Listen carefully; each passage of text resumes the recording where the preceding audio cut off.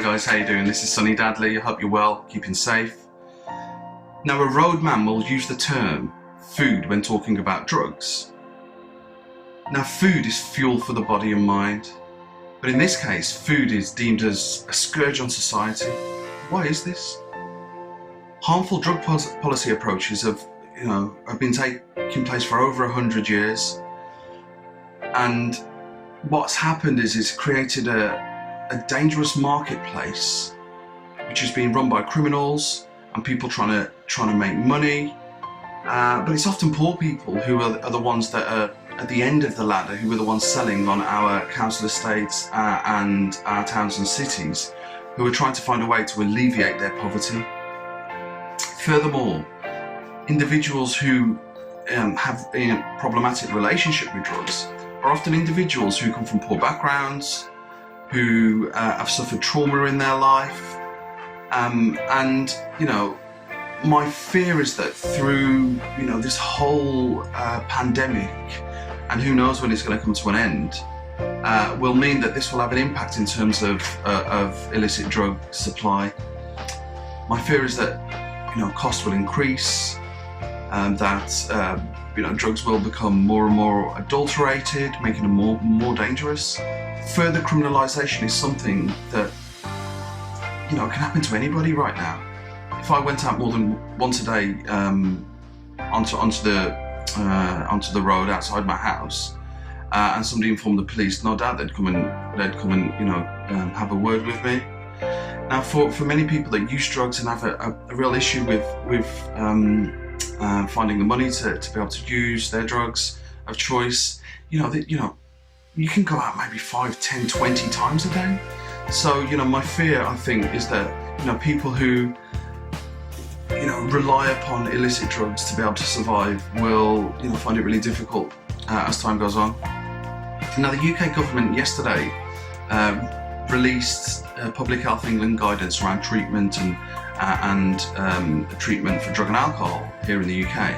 And it was very much business as usual, with the obvious caveats of social distancing and increased flexibility around interventions, all of which is really good. Now, there has been a welcomed focus on harm reduction, such as the availability of naloxone, bulking up needle exchange programs, and faster access for those leaving prison. Now, certain populations are at much greater risk of catching viruses anyway, including people in prison and people who use drugs. So let's ensure that everyone at risk can be tested quickly and universally, regardless of what their lifestyle choices are. So let us take this opportunity to do some really proactive things. First, let's eradicate the stigma that's associated with people who use drugs, and instead replace it with empathy, compassion, love and care. And the results and the life experiences of people will drastically change. As a result, society will change too. We need to abolish draconian drug policy approaches that have been causing way more harm than they have done good for a very long time, and instead have a humane and grown-up way of dealing with drugs in modern society. Now, many people who use drugs use them without any ill effects. People use them recreationally, and they can continue to live their life with meaning and purpose. But for those people who are already traumatized, who are living in poverty, what the current drug policy does, it further pushes them away from, society, and in essence shows them that this is our way of caring.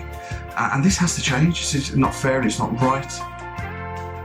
And let's start to see the human behind each and every story, particularly for those that use drugs. I think by doing this, we'll be able to understand and get a deeper way of being able to understand and work with people affected by addiction.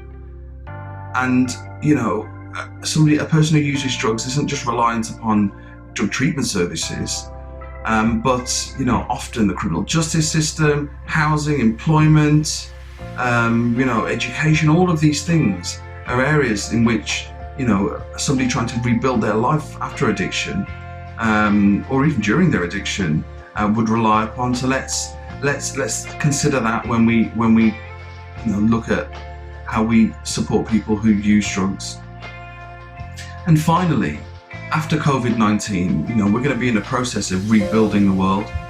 So let's make sure that we include everybody, including people who use drugs, within the rebuild of systems, services, policies, health services, different elements of our infrastructure, so that we can create a world that works for all of us.